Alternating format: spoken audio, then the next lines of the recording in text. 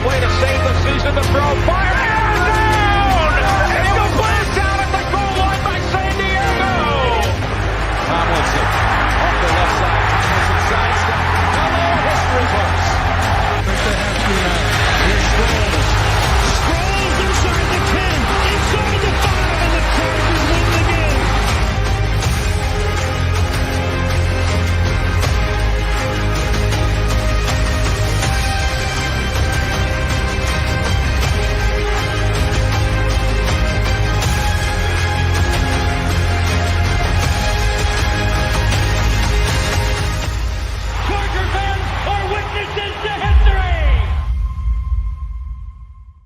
What's up, good people? Welcome to TLR Roundtable. Jamie's back. I'm here. Craig's still here. That's right, Cole. The boys are back. We're here. TLR Roundtable. We've got our Discord questions. We got our Twitter questions. And we've got our bad tweets. We're going to fire off here as well. So, Jamie, I think you want to start off with what just happened on Thursday night, right? I think that's a good starting. Did you get a clip of it by chance? I can get one while you set it up. So I don't know, those of you watching the Thursday night game, there was a confrontation between Steve Smith Jr. Before the game and Jerry Judy, where they were breaking down Jerry Judy's play, and Steve Smith Jr. referred to Jerry Judy as Jag, just a guy, and went on to say that he can't handle the pressure of playing the position, and that he just hasn't stepped up and played as well as you would hope from a first-round wide receiver. And while he was saying this, Judy was basically like prancing up and down the sideline behind them, making sure he got in the camera. And he made a comment to Steve Smith Jr. while they were shooting this. And Steve Smith Jr. went over after the fact and tried to apologize. And Judy used some choice language and basically told him to go F himself. And Smith went on to basically murder him on live television. Referred to him again as a Jag, told him that if any teams ever called him to ask if they thought they should trade for Judy, he would say no, because he's not a productive wide receiver and he's just another guy. And I think this is something that is worth seeing the clip of and talking about, because it's one of the more interesting things we've seen. All right.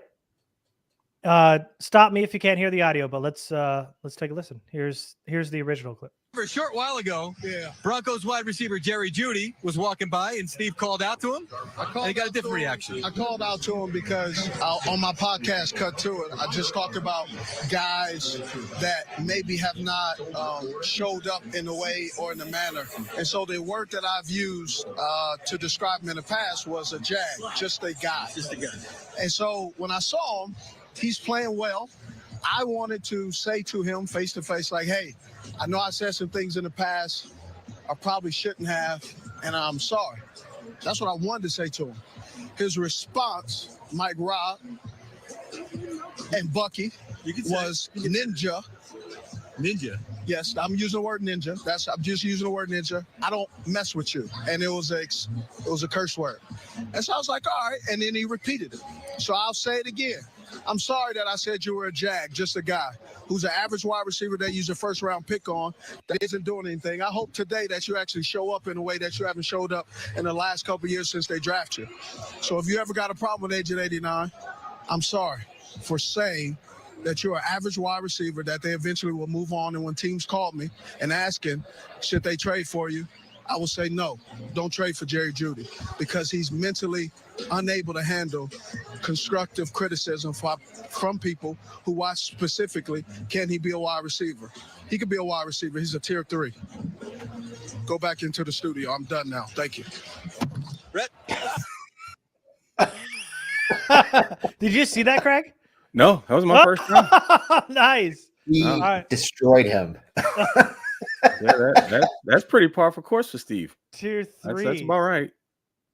Felt right. All right, I'm gonna find the things in the background. So, initial thoughts watching that right off the top, Craig. So here's the thing: you can't insult a guy and then cover it in the veil of constructive criticism. That's not exactly how that works. But in Steve Smith's mind, he's an old school dude. He addresses things a little bit differently. Maybe Tim, but I love the shade. I love the fact that he went on to explain what he truly thought after throwing out a half-hearted apology, which he actually wasn't half-hearted at all. He didn't mean it whatsoever. But I just love the shade because I am also a very petty person, so I can appreciate that.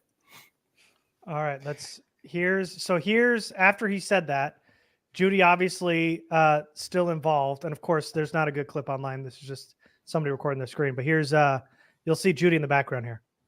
Decisive as he needs to be. He needs to go ahead and make the right decisions all the time. And so I got some tape to really show you if he can hit a wide receiver that's decisive as he. So that's Judy in the background, making sure that Steve hears him, chirping right behind him, dancing, but still yelling and close enough that Steve could definitely hear her. I'm curious if Judy found out about what Steve said and went over there, because I don't know. That seems a little extra than just, you know. He definitely heard about that. Yeah, he definitely knew what he said. It sounds like Steve, I didn't see it live, but it sounds like he was trying to be the bigger man by apologizing. He said, "You've been playing well. I tried to apologize, and he wouldn't accept my apology." So I don't know. I got a good laugh out of that. I'll say that much. I saw it on my TV a few minutes ago. I was like, damn, we got to bring that up because that's crazy. You don't often see analysts, especially guys who played the game, be that like direct and open about basically saying a guy sucks. Steve Smith is tier 3, very much so that guy. If you watch him on TV, it's must see television anytime he's on because he's liable to say anything. So I'm not shocked that he did it whatsoever. It's the same personality that he had as a player. It's just translated over television, and I have no idea why they still pay him to do it. But I hope they keep it up. Yeah. Before I start talking about it, I just want to give Jamie his props because Psych did it too. Shout out to Jamie and his walkthrough episodes. They're great. Make sure you tune in every Wednesday for the walkthrough. Jamie's doing it with an analyst. This week it was a Cowboys analyst from our network. Yeah, from our network. It was Ahmad Bell from the Cowboys Global Cast. And he did a great job. Cool. Sometimes those guys are kind of hard to find, whether they're from a network or otherwise. I couldn't find anybody for the Raiders preview, but it seems like every week they get a little bit better. So it's nice to have guys come on and help fill us in on the opposing team and what we might see, what they're struggling with, what they're doing well, all that kind of stuff, get into the X's and O's. Sometimes it's a mixed bag, but Ahmad did a great job. Didn't really agree with his take on Herbert personally, saying that if you get in his face, he'll throw a pick. I feel like that's just what you throw out there sometimes about the opposing quarterback, but otherwise he did a great job. So thanks again to Ahmad. And actually he's running that episode of the walkthrough on their YouTube network this week. Oh, awesome. So he wanted to make sure that he got his people to see it. So he's running it on their YouTube network and he's following us on all of our socials and putting the word out. So thank you to Ahmad for coming on and for getting the word out about the walkthrough and about the lightning round. Oh. Yeah. And so, so make sure you're tuning in every Wednesday. Jamie's got his podcast. Our schedule might be a little whack this week just because Monday's the game, but we'll figure it out. Anyway, about Jerry Judy, Jamie and I were talking like right before we got on, and it's not uncommon for a player to get a little bit offended when we say something and they search their name on Twitter. I mean, that stuff happens all the time. And they probably deserve so if people are tagging them in it because those people are idiots. But when you just say, hey man, Jerry Judy stunk this week and he's searching his name, that's another thing. But from a guy like Steve Smith, you'd feel like maybe you'd take his opinion over some others because Jerry Judy's name's been on the trade market for 2 years now. I mean, it's no secret that, Denver, or at least the media, feel like he's going to get shopped and he's not just a good fit with the Broncos. And a lot of people have already given up on him already. So, I mean, I feel like I know that you want to have confidence and the ego is a fragile thing, but man, when Steve Smith comes up to you and it's like, he talks some trash and he's like, hey man, I apologize. Which, I mean, again, this is Steve Smith's side. I don't know what Judy's side is, but when somebody like that comes up to you, who you got to have a ton of respect for, a future Hall of Famer, I'm sure at some point, but man, yeah, it's hard to imagine that he would go this far the other way with a guy like Steve Smith and then do it on live television when you're in Arrowhead about to play a football game. That feels like something that should not be in your, peripheral before the game. Yeah. It seems childish, right? I mean, he's Yeah. dancing around in the background on live TV when he's supposed to be getting ready for the game, hooping and hollering. It just, I don't know. He's kind of proving Steve Smith's point for him that he's not a professional. He's not an athlete, or not an athlete, but not a, what's the word I'm looking for? Well, he's not a professional. He's not mature for sure. So kind of proving his point, but yeah, you would think, with a guy like Steve Smith, borderline Hall of Famer, guy who did it at a very high level. It's not like this is Michael Bandy saying, yeah, he sucks. This is a guy who did it at a really high level for a long time. And I just had to think of a nondescript wide receiver off the top of my head. Bandy catching shrapnel. That's crazy. Mike's sitting on his couch chilling right now, man. What did you do to earn that? But you guys get what I'm saying. Like, it's not some random course. Joe Schmo off the street who didn't make it. This is the guy who played at a high level saying, I don't think you're doing a good job at your job. Maybe some self-awareness is called for here. Like Garrett said, he's been on the trade block for 2 years. So a former first-round pick, you don't see guys like that get bandied about in trade rumors that often, former first-round picks, and he's been at the top of the list for 2 years. So obviously Steve Smith hit on a nerve, and he's not entirely wrong. And Judy didn't handle it very well. No, it probably doesn't help that their team stinks too, on top of all that. The team's playing bad football. Steve Smith's coming up to you, telling you suck. You're on the trade market for 2 years. That's in the back of your mind. Yeah. All right. Let's dive right in. So let's do Discord, and then we will move on to Twitter questions, and then we'll get on to our bad tweets. So, Craig, here we go. All right. So this one's from Mars, I think. Yeah. Yep. Okay. I'm assuming this is a do or die season for Staley. I'm hoping and praying it is for Telesco. Should we expect moves of any kind to make this team competitive, or are they likely to trust what they have? I feel like if I were in their position, I'd be doing anything I could to overload this team with more talent. What do you say to that, Garrett? Well, we know that the Chargers never inquired about Chase Claypool, so that whole rumor about maybe getting some wide receiver help. No, I'm not throwing that heat. I'm just saying, like, there was a rumor that the Chargers were interested in Chase Claypool. We know that to be incorrect. So they haven't been on the trade market, and I mean, I'm with Mars. I would do the same thing. I would want to go out and get some talent, because this roster next year is going to look very different, and a lot of the quote unquote key players are probably going to be off this team. So you'd think that they need to start pushing some chips in pretty soon. But with that said, I don't think they make any moves. It's not a Telesco thing to do. We've already heard that they're pretty set at wide receiver, even with Mike Williams out. They have confidence in Quentin Johnston. They're tied to Alohi Gilman at free safety, obviously. They mentioned, the confidence they have in the DB group.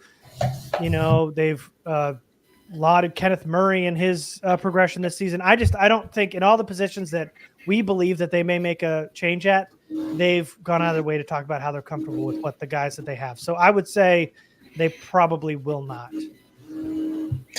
Yeah, I mean, they kind of have to say they're comfortable with these guys, right? They can't go out in a press conference and say these guys suck, we need to replace them. So there's an element of coach speak there and GM speak there where they're saying what they have to say, but I tend to agree. I mean, they've shown, unless somebody that they're not expecting to get cut gets cut and they can go out and get them for basically nothing, the chances of Tom Telesco trading draft picks for somebody who he sees as a difference maker are slim.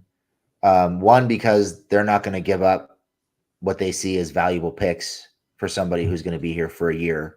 And two, they have $11 million in cap space right now, but they're probably saving that to roll it over for next year. So they're probably not looking to spend any more money. They feel like they have their team, and they're going to ride or die with the group they have, unless something falls in their lap. And that's been the extent of their midseason moves since Telesco's been here. Is, oh, this guy fell on my lap, let's go out and grab him. Like an Andre Roberts kind of a move. Otherwise, I wouldn't expect anything. They can't go out and get a wide receiver because it's dumb to bury your first round wide receiver. They just have to figure out how to use him better and incorporate him in the offense. Ekeler's going to be back, so there's really no need to go out looking for help at running back. They could use some help at tight end, but what are you going to find at this stage? The cornerbacks, they are what they are. It's really a shame at this point that they didn't keep Cam Brown, because it would have been nice to have somebody with his length and physicality on the roster right now after getting rid of J.C. Jackson. But we're looking at Taylor and Davis and Zont being on the field, and we'll probably see a lot more of Dean Leonard in the coming weeks as he gets healthy.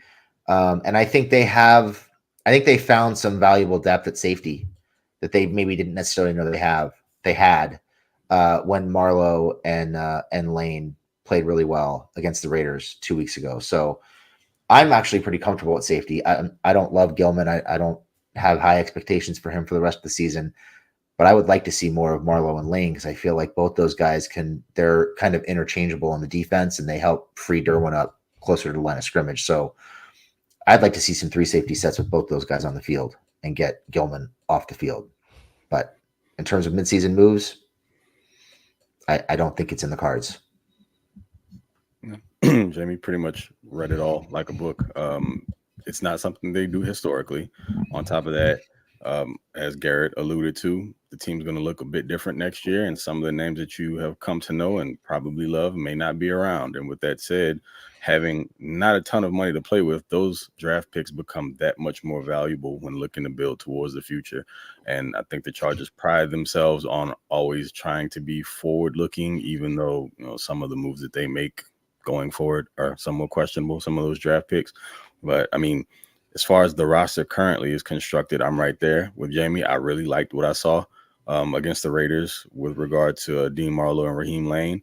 And it's just my prayer that, they can find some sort of set, a 3 safety set, where potentially they can use Derwin more so in the box, even if you want to play him at star a little bit to mix things up. If you need to free him up to defend a tight end one-on-one, you feel comfortable with what you saw from those guys a couple of weeks ago defending that deep third and also in run support. I'm still always going to be a proponent of potentially adding something on the interior defensive line, possibly. I still don't know that it'll happen unless, like the guys mentioned, someone gets cut.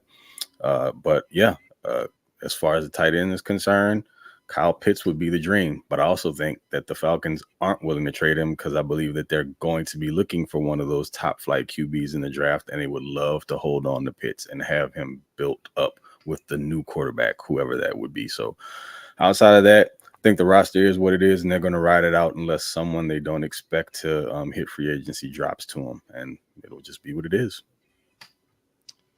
All right. Number 2. Okay, so Newell 760. With Jonathan Taylor signing a new deal and Ekeler's absence showing how important he is to the offense, do you guys see the front office trying to get a deal done with him before he becomes a free agent? What you got, Jamie? No, I don't. And I don't for a couple of reasons. One is I think Eck has already decided he's out, barring a franchise tag. I think they have pretty much, in his mind, I think he feels like they burned the bridge with him. They didn't give him an extension. They didn't trade him. He didn't get really any new money.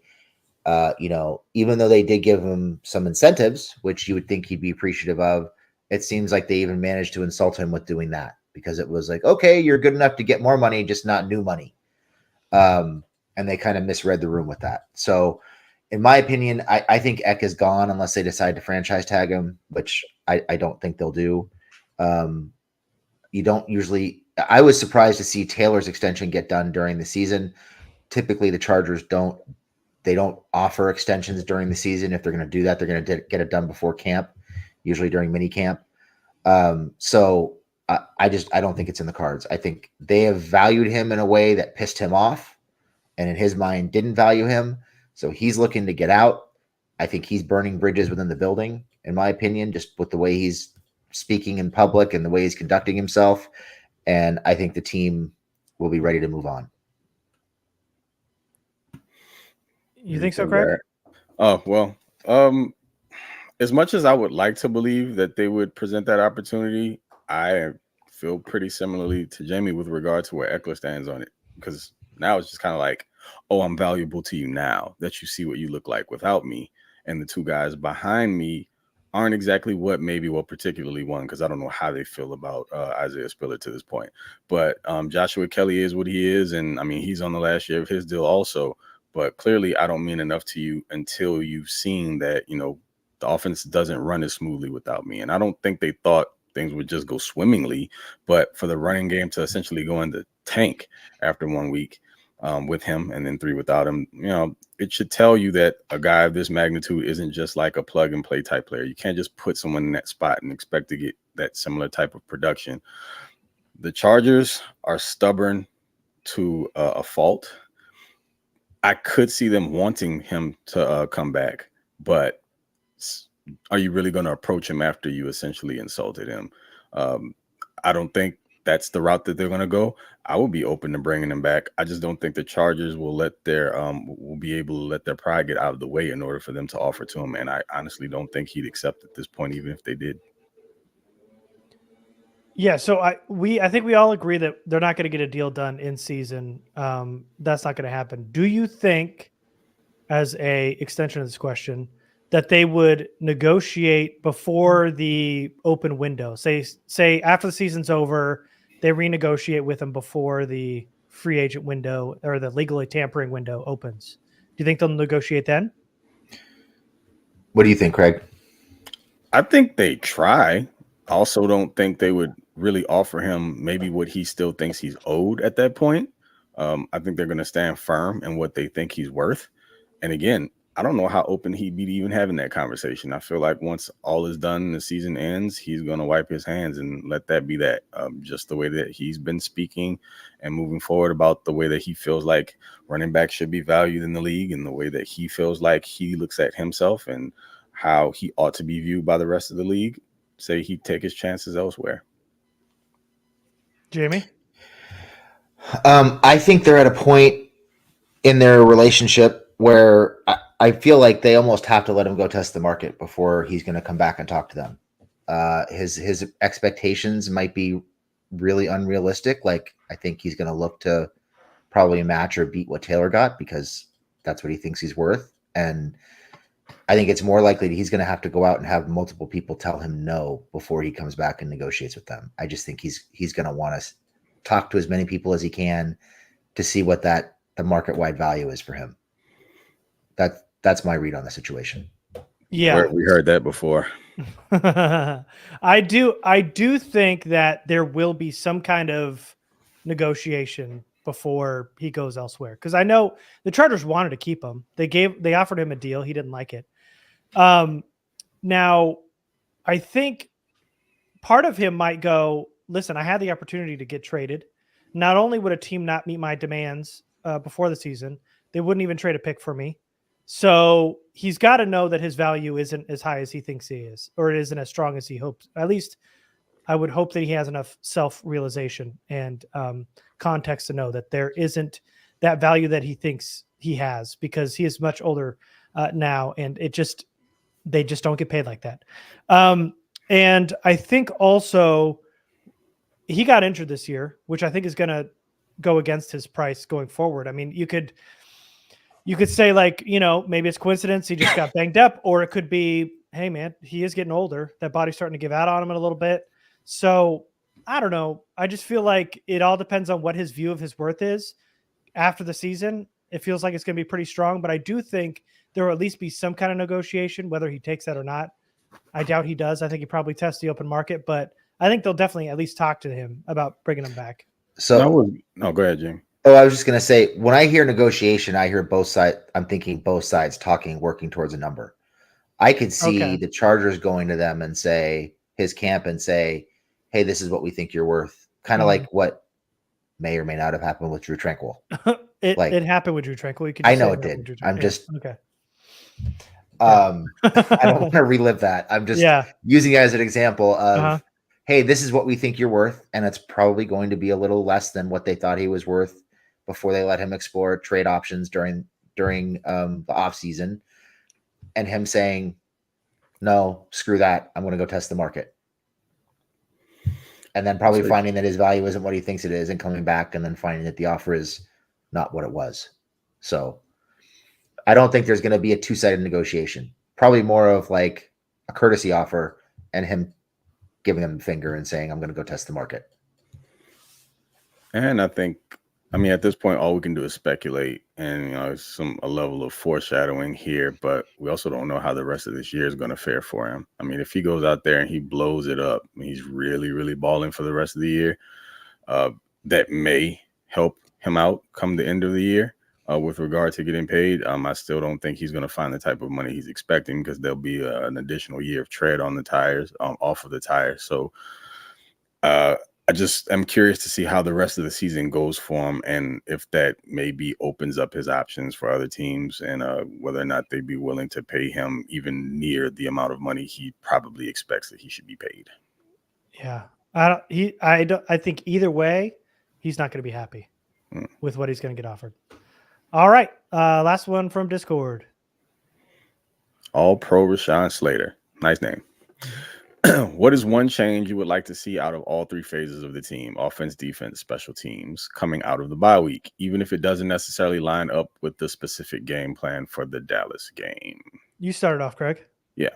So what I would like to see out of the offense is probably universal. So with Ekeler back, maybe they recommit to the power run. Maybe, even though you would think that without him being there, the two guys that were behind him were better suited for it naturally, and they didn't do it. So that's what I want to see, a recommitment to the run, especially with Herbert having, a broken finger on his non-throwing hand. You got to help him out a little bit. Got to have some more balance. I don't love the idea of him having to shoulder a lot of these games and basically put the cape on and go take care of business, and it, live or die with, his right arm. With regard to the defense, again, feel like we're beating the same old drum. Derwin comes back. I just want to see a commitment again to simplification of the scheme and more of him in the box. And that's why Dean Marlowe or Raheem Lane being available to play in the deep third, have them be split safeties and let Derwin kind of lurk and be creative inside the box would be very, very helpful, not only to the pass game, but also against the run.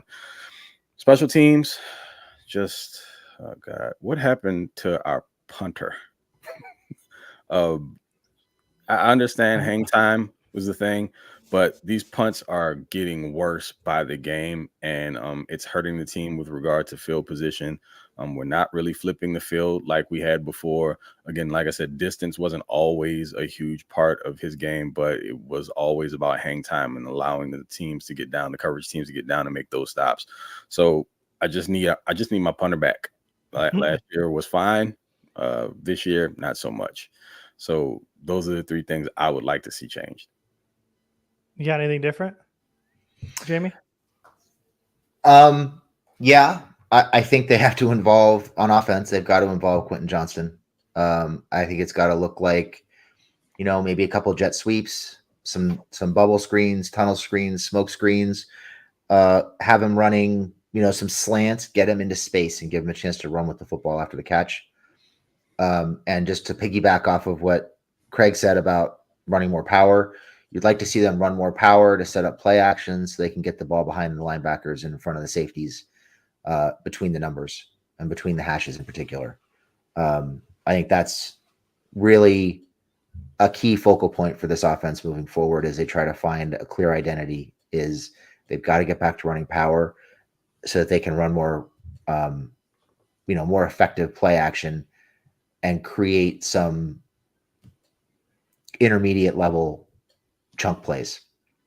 You don't necessarily need 30, 40-yard plays, but if you can get 12, 15, 17, 20 here or there, now you're taking a 14-play drive and turning it into an 8-play drive.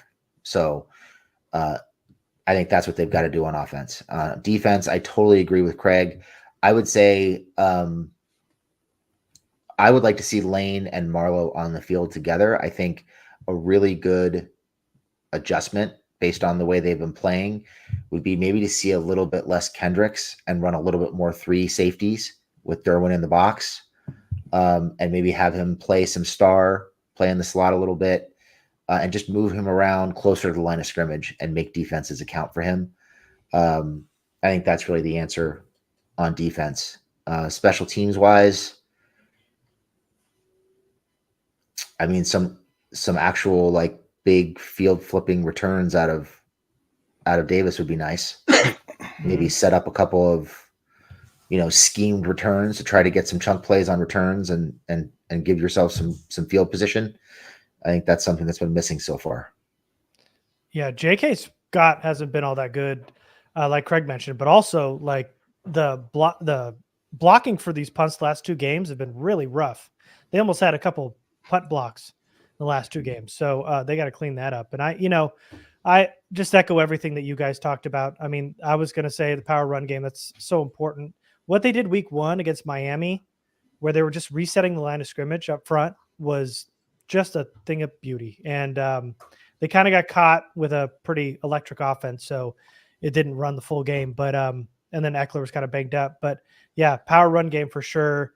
I want to get more Marlowe. I want to get more Lane, like you guys mentioned. I just an aside here a little bit, just kind of on the defense. I'd like to see them press a little bit more. I feel like Michael Davis in his cushions have just gotten bad. It just feels like he doesn't have the closing speed he's had before, but it felt like he's always been best when he's man up in the line of scrimmage. I know that he did that once or a few times against the Vikings, and he hit Justin Jefferson in the face. But it just feels like the more he gives a cushion, the more it hurts him. And so I'd like to see him more on the line of scrimmage more, just a little bit more than he's been the first 4 weeks. Yeah, I'll throw one more. Oh, go ahead, Craig. I was gonna say, yeah, he's a press man corner. It's what he should be doing. Like any space between he and the receiver is a disadvantage for him, particularly if it's a smaller guy, because he's not a short area quickness player whatsoever. He's a long strider.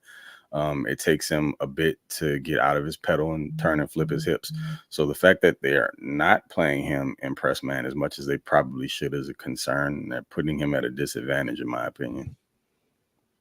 Yeah, I was just going to say, from an offensive perspective, another thing they might need to think about doing is giving Pipkins more help, scheming up the protections to chip, to double team, to have more tandem blocks on Pipkin's side, because he was really bad against the Raiders. And granted, that's Crosby, and he's one of the better pass rushers in the league, but I mean, he had his lunch taken. He had his ass handed to him against the Raiders. So he's going to need some help moving forward, I think. It's not going to look much better against DeMarcus Lawrence one-on-one, I'll tell you that. All right. Let's go ahead and move on to Twitter. All right. This is from Poke Kev, and he says, Staley had months to prepare for the Miami game and fell short. He and Kellen will have had over 2 weeks to prepare for Dallas. Why should we trust that Staley is going to come up with a strong game plan that will expose the Cowboys offense and limit it? What do you think, Craig? Craig? It's a fair question. Yeah, I don't think that we can trust that he will. I'm just of the mindset, and I've been kind of thinking this through all week long, is he and Kellen Moore should have just like had a sleepover for like the last week, because there's absolutely no reason as to why they shouldn't be prepared for the Cowboys on both sides of the ball, being that Kellen Moore understands it intimately. And I know that the offense looks a little bit different, but he still understands that offense, number one, because it's vanilla, but also because he was being suppressed and forced to call some of those plays that he didn't necessarily want to, which is one of the reasons why he's no longer there. There is no excuse to not be prepared for this game with 2 weeks and them coming off of the skull dragging that they took a week ago, and you being well rested and having guys back in the fold. So you've got almost your full complement of players. You've had 2 weeks. There literally is no excuse to not be prepared. yes, you might be out physical because I don't think the Chargers are a very physical team at all. But as far as scheme is concerned and busted plays and things of that nature, like if they just lose a good game where they're just outplayed, maybe it's it comes down to a talent thing. I just don't think it'll be, or it should be, based on you busting plays, not being prepared for what they throw at you, lining Trey Pipkins up one-on-one with DeMarcus Lawrence, which is, I'm saying DeMarcus, his name isn't DeMarcus Lawrence. I'm mixing the two names. Yeah, it's DeMarcus No, Lawrence. it is. You're right. DeMarcus Lawrence. All right. Yeah. Well, that's a recipe for disaster in itself.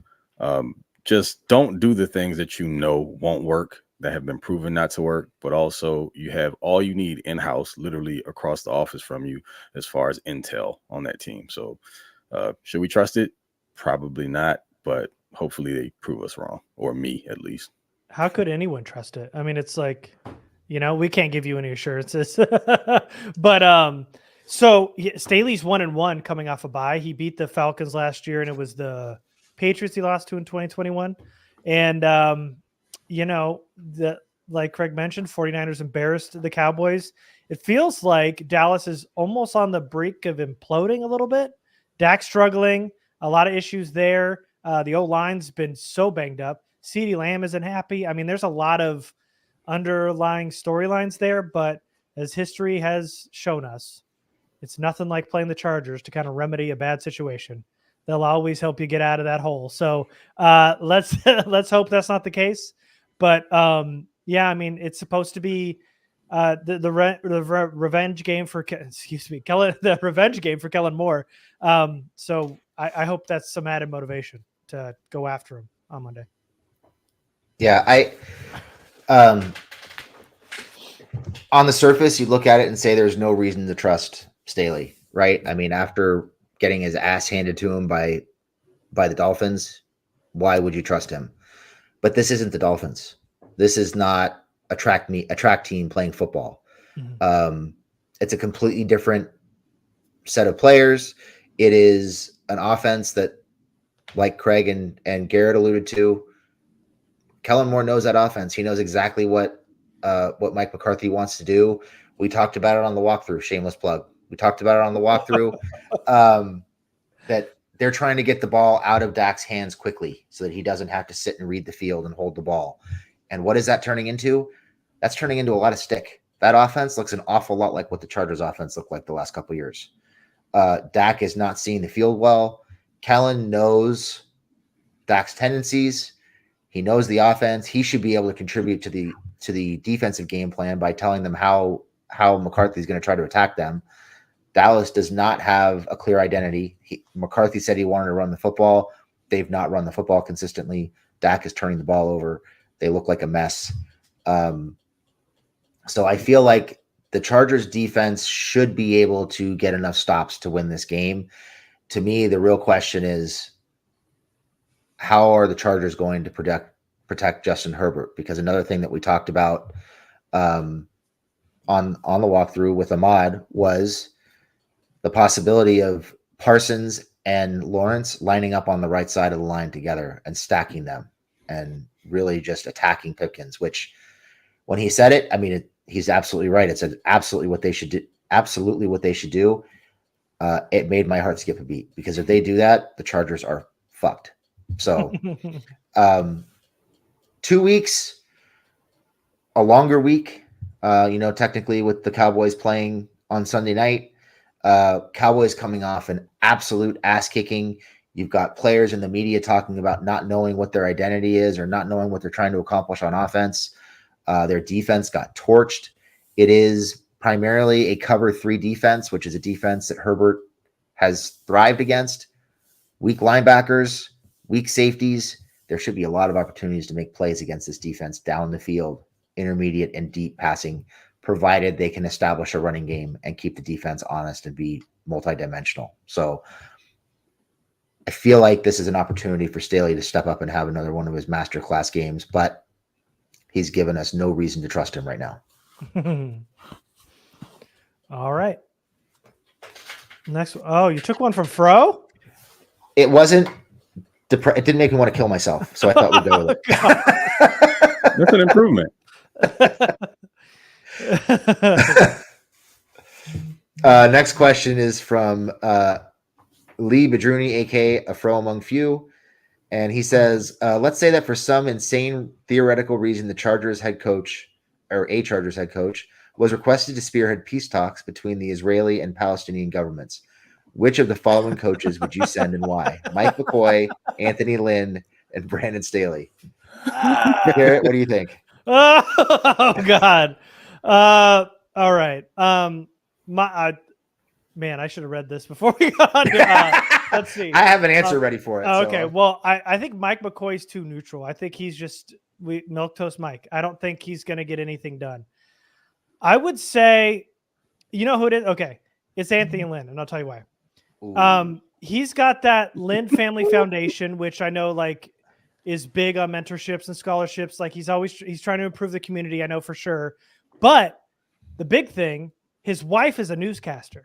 So I feel like together they would be best equipped and probably the most diplomatic to mending fences. So I would say it's Anthony Lynn. Craig? So I'm the polar opposite.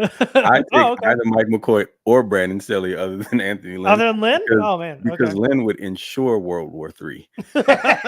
He stole my line, damn it. He would absolutely. See, I thought that'd be Staley.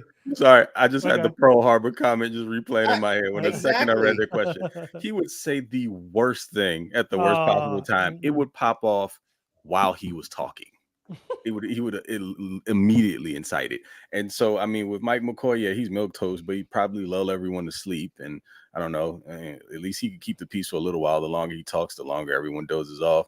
And Brandon Staley just talks a good game, man. He may not be able to back up anything that he says, but he sounds believable. So I'll take those two.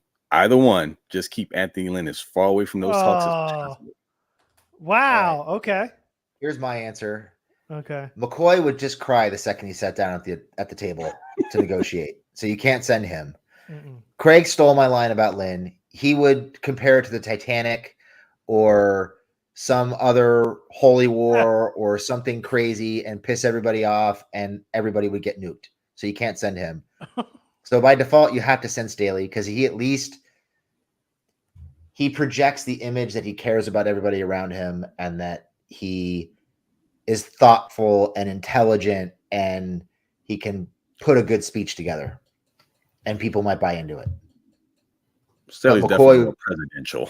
Yeah, McCoy would be in a puddle of tears as soon as he sat down at the negotiating table, so you can't send him. Yeah, he's too weak for sure. All right, fine. Okay.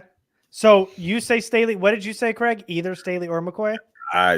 Anyone except Anthony Lynn. Man, okay. All right. Fine. You don't think his wife will help kind of calm nerves? And I mean, if you want to include her, he just needs to show up and be her arm candy. Don't let him talk at all.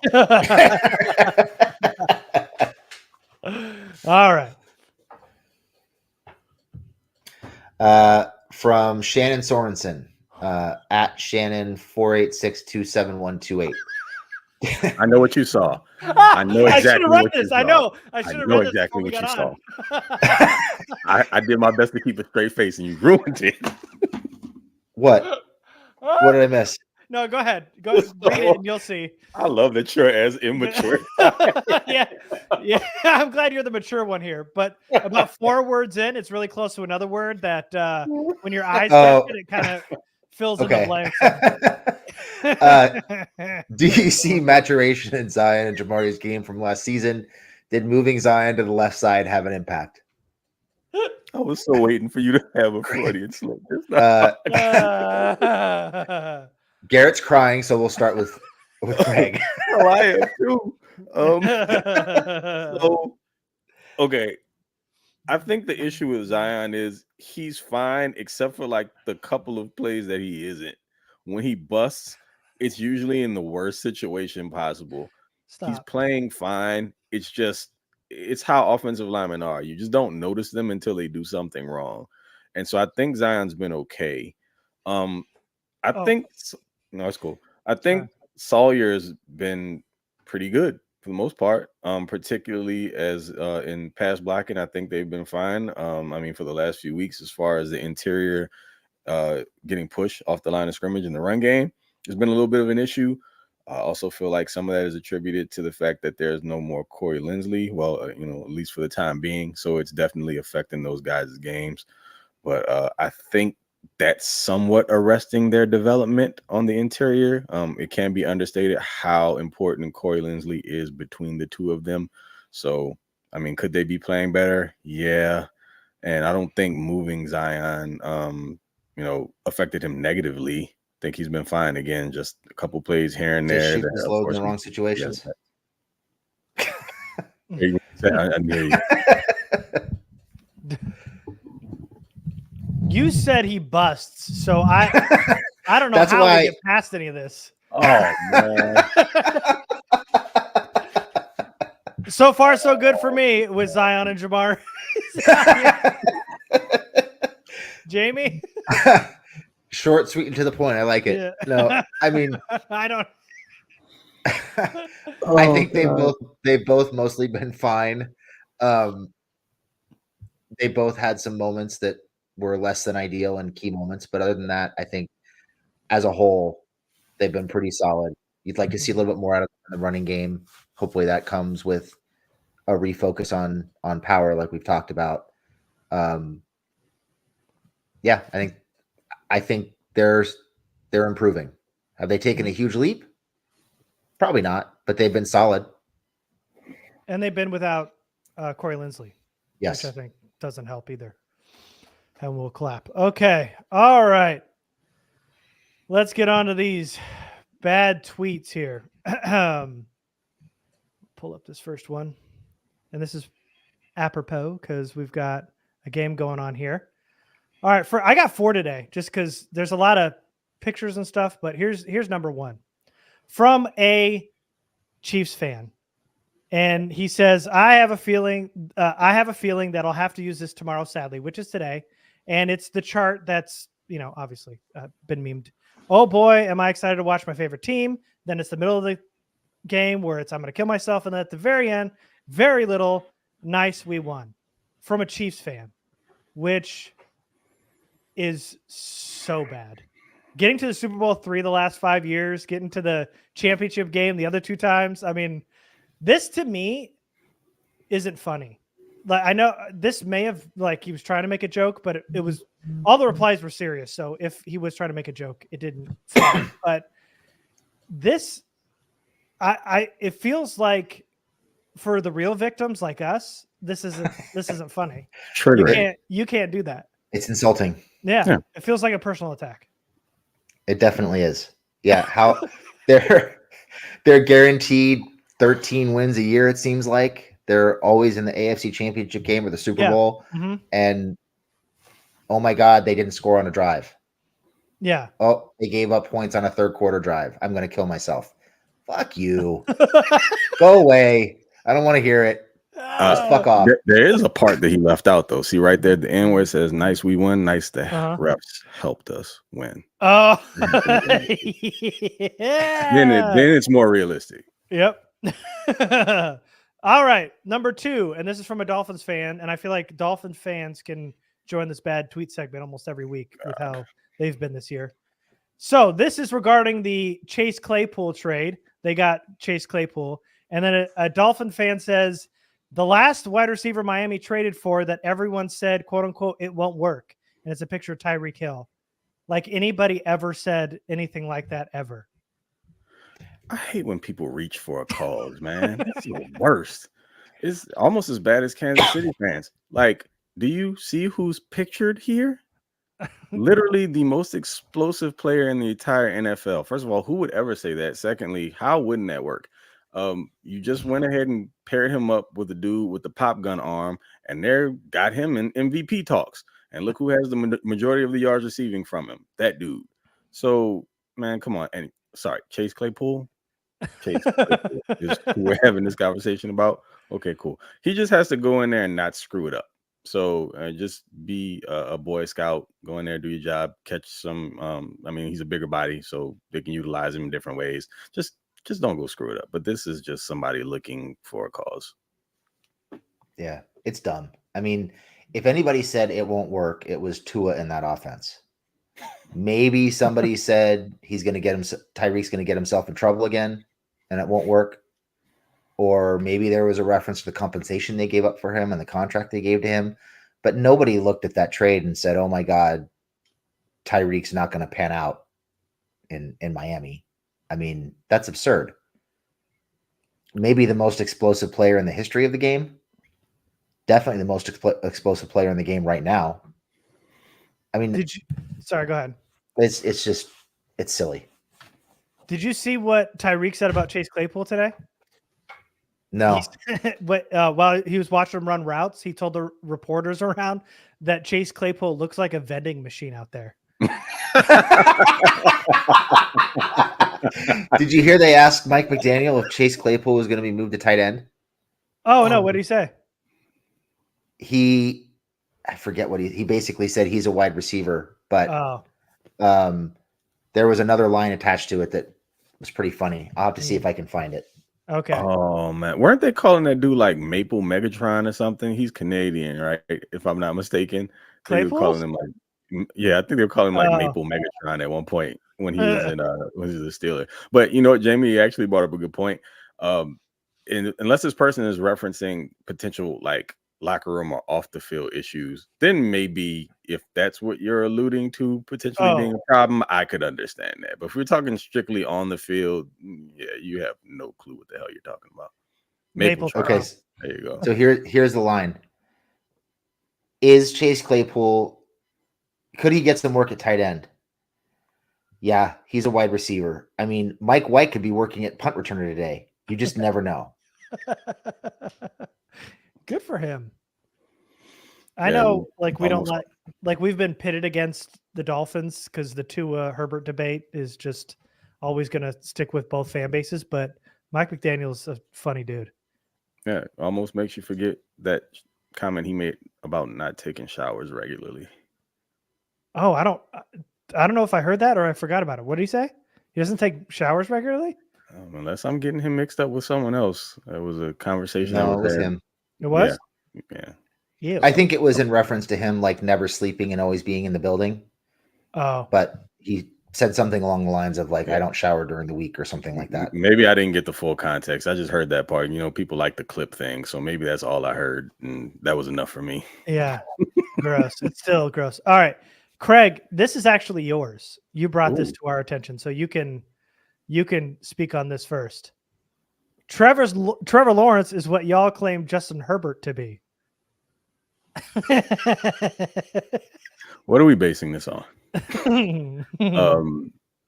What about Trevor Lawrence makes you look at Justin Herbert and says, nah, we got the right one? I'm just curious. Like, way back when, you know, sunshine was all the rage at Clemson and Herbert was in his senior year, I remember going back and watching the two of them play and thinking to myself, man, if you put Herbert in that Clemson offense, he'd be that guy, maybe even better, because I think he's a bit more athletic. Looks like he's got a strong arm too. I just don't quite understand what this whole thing is in general with people comparing their quarterbacks to Justin Herbert. It's a huge thing. For people who claim Justin Herbert isn't all that good, they sure go out of their way to make comps to their quarterbacks. It's like, so he's the bar. You just don't want to say it. And you are clearly envious of it because it's all you ever talk about. Almost every one of these memes that pop up aren't mentioning anyone else from the team. It's just Herbert. That tells me all I need to know about how y'all feel. You're insecure. It's showing. Clean yourself up. He's the barometer now, and it's terrible. We've seen, like this week now, it's Brock Purdy. That Brock Purdy's better than Herbert.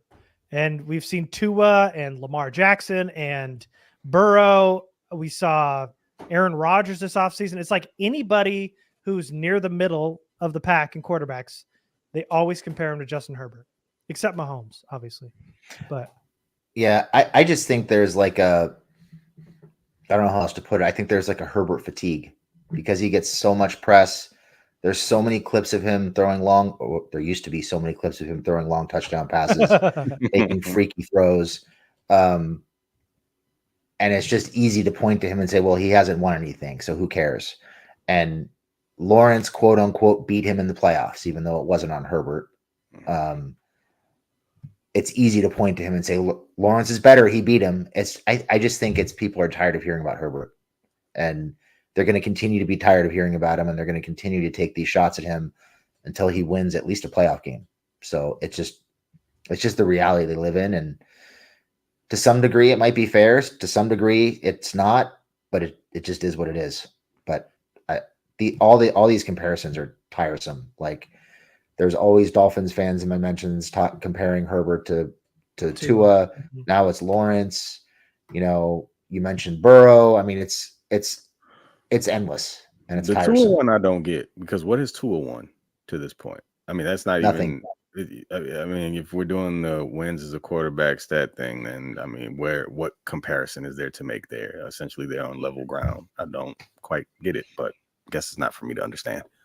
I feel like it all stems from that whole Acho one-sided beef. Like, Emmanuel Acho just went crazy about the social media quarterback, and it was every single week, whether they won or didn't win. And then he would win and go, oh, I apologize. And then Herbert loses, and then he's back on the train. And then he offered another apology, and then he brought it up again at the beginning of this season. And it's just like, everybody was so tired of it, and he was the only one fighting it, that we all got just so fatigued, like you mentioned, Jamie, that now everybody's like bringing him up in these conversations. And I feel like it all came around that time period. Yeah, it was Acho with the social media thing, and it was Joy Taylor with the quote unquote quarterback aesthetic comment. Yeah, that I think that's where it started. But until he wins a playoff game, all this crap is going to continue. Right. It's of course. They'll just find something else. I mean, It's just I think lazy once he wins, analysis. yes, it'll change. The narrative will change. It just move the goalpost. It'll be something else. Yeah, he'll win a playoff game. It'll be, well, he's never won a divisional game, and then he'll win a divisional game. Oh, he's never been to the AFC Championship or whatever. So they'll keep moving the goalposts until he wins a Super Bowl. Yeah. All right, last one, and of course, there's a big. I blacked out people's identity here from the response to tweets, but starts off, honestly, I don't understand why Herbert won't throw it to Quentin Johnston. He's Mike Williams 2.0. I see two big so of course he got questioned on it, and he says, I see two big-bodied playmakers with great contested catch abilities and good athleticism for their size. I think their play styles are fairly similar, and I see a bigger production out of Quentin Johnston than I ever did out of Mike Williams. Now he just needs the ball. Can I just, before, because you guys are a loss for words, but just generalities here. If Quentin Johnston is Mike Williams 2.0, you're saying that Quentin Johnston is equal to Mike Williams. And then you finish it off by saying, I think Quentin Johnston will be better than Mike Williams. So just like the math and correlating those statements from beginning to end don't really add up, because it's not Mike Williams, because he's supposed to be better. I'm going to tell you what the explanation is going to be for that. Okay. The 2.0 is going to be like the next version of Mike Williams, like better version 2.0, like the upgrade. That's probably going to be their rationale behind it. But all this shows me is like, either this was on purpose, and it's like a great troll if it is, because you literally said the polar opposite of everything, the polar opposite of the truth in each sentence is wrong. It's totally wrong.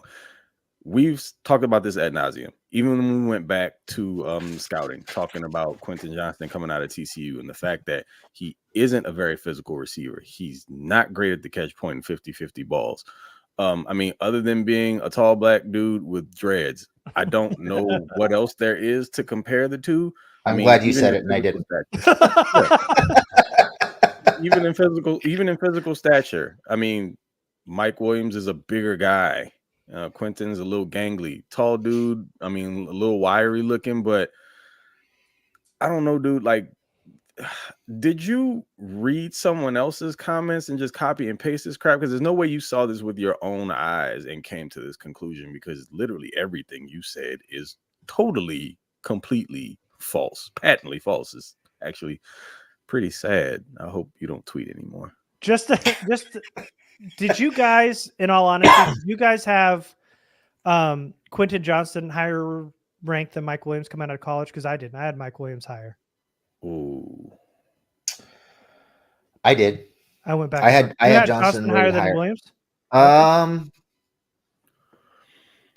I think so. I'm trying to think. I know I had a second round pick on Mike Williams. I think I had him as the 4th or 5th best receiver in his draft class. Johnston was top 2 or 3 for me, and I think I think I had a higher second round grade on him. It might have been close. Okay, I'll look up your grades. Go ahead, Craig. I wasn't working with you guys at the time, but I'm thinking that just from what I can recall, it's very similar because it was based on the draft class, like one wide receiver class actually being stronger than the other. So it kind of pushed Mike Williams back, and Quentin Johnston kind of like by default went a little bit higher because it was a weaker wide receiver class, I believe. So, I mean, just off the top of my head, just thinking about them in comparison, college careers, I probably would have had QJ ranked higher just based on the skill set. Because, Mike kind of being the big body, sort of kind of one-dimensional dude, I felt like QJ could do a little bit more and he had a higher ceiling.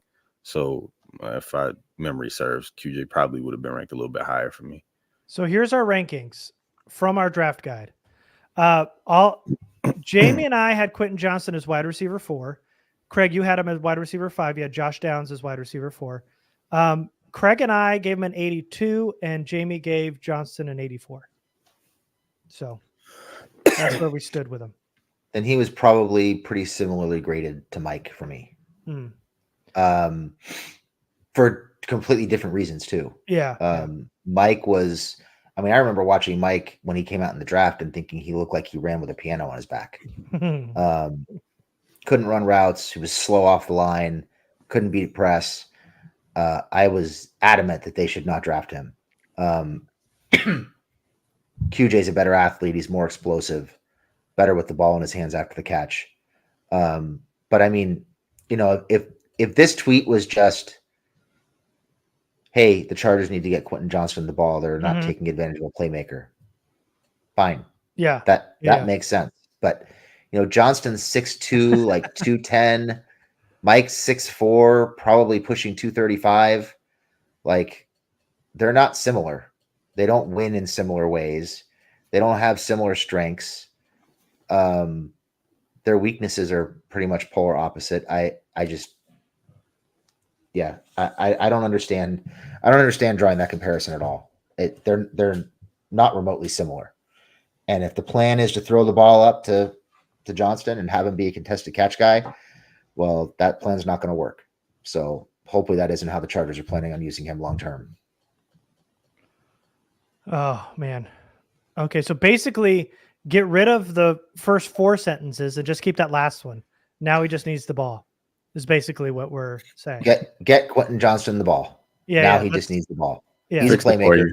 Yeah, we fixed it for you. Just get rid of everything else and we'll keep that last sentence. Just want to address this here. Not even close 10. I'm shocked you guys didn't have the tweet where someone said we should sign back Melvin Gordon. That tweet happens every week. That's in our bad tweets channel multiple times a week. It's pinned. It is pinned to the top. We won't be addressing it because it's the same thing over and over again, and it's pretty tired, actually. But although I will say, I don't know if you noticed, Garrett, but somebody created a ghost account on Twitter for the sole purpose of mocking this person. Oh, really? Well, you got to let me know where that is. Yeah, where is that? It's in the Discord. Somebody's been sharing the tweets from it. I think there are actually 2 parody accounts now that are taking shots at him. I'm setting an alert to that. I got to see all of those. Oh man, that's good. That's smart. Oh, God bless you, whoever you are. Yeah, very good. Untruther or whatever. I don't know how you guys missed this. It's been a huge topic of conversation in the Discord this week. A liar. Dude, it's been so crazy there that I go in and I can't even like. It's like you go in, you open the door, it's on fire. Nope. Yeah, I go nope. Yeah, especially the bad tweets channel. Like that thing. Anyway, we don't need to talk about that. But like 2 days of it, and I'm like, guys, you guys are making your own bad tweets. All right, cool. I think we're good. Thanks everybody. Make sure you tune in tomorrow for I Got 5 on it. Make sure you listen to the walkthrough with Jamie. He's got it up right now, previewing the Cowboys coming up on Monday night. And we will see you next time. Thanks, everybody. Salute.